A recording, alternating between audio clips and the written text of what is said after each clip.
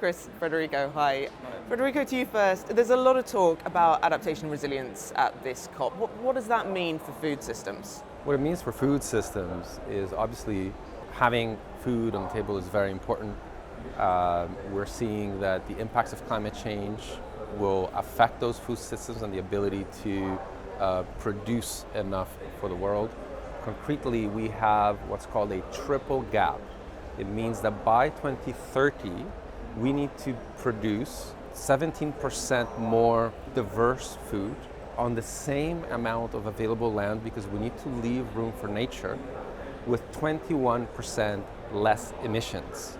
So that is the challenge over the next 6 or 7 years.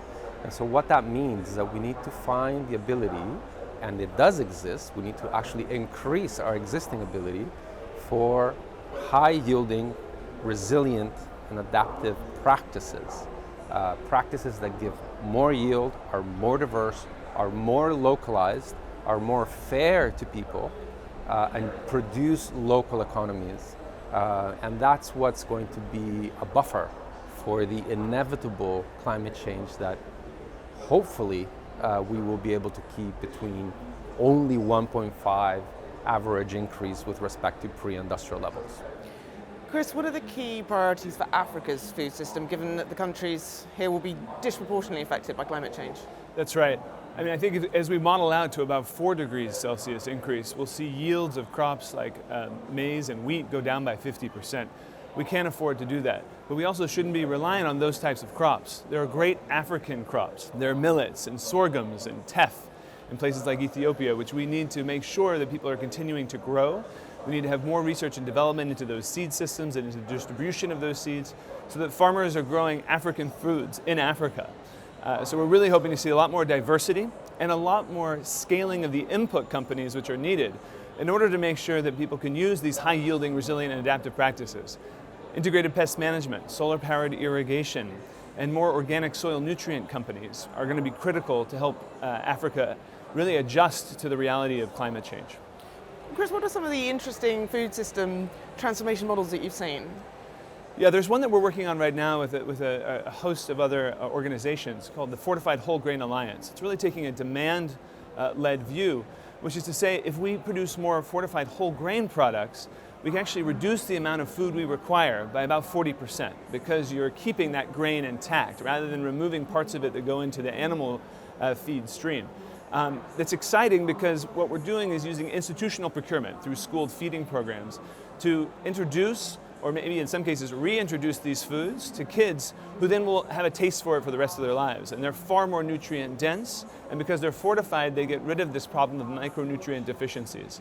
So I think we need a lot more models like that that are balancing out both the demand side of the food system as well as the supply side. Federico, anything interesting? Well, I would just add to this that it is well known that in the whole world, most food we consume is produced by small-scale farmers, anywhere between 60 to 80% depending on the countries. On average, food and agriculture provide 1.3 billion jobs for the landless and small-scale farmers. So there's also a huge component of financial and economic resilience and adaptation that will be fortified by programs like Chris has just mentioned. Finally, what are you hoping to see from this COP? This COP is really an implementation COP. I mean, this has been long in coming, so we all want to see stuff getting done.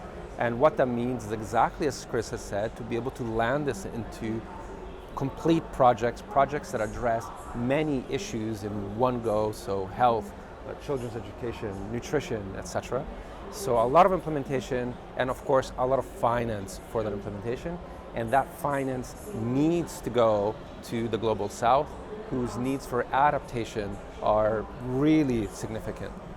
And just to add to that, I think what I'm encouraged by is the quantum of funding that people are recognizing needs to be there in order to achieve the ambition.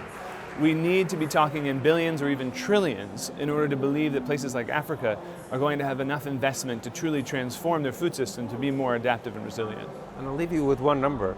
Only 3% of public finance goes to food systems, whereas food systems are accountable for 33% of greenhouse gas emissions. So there's clearly a funding gap right there that needs to be bridged for all these reasons and more. Federico, Chris, thanks so much.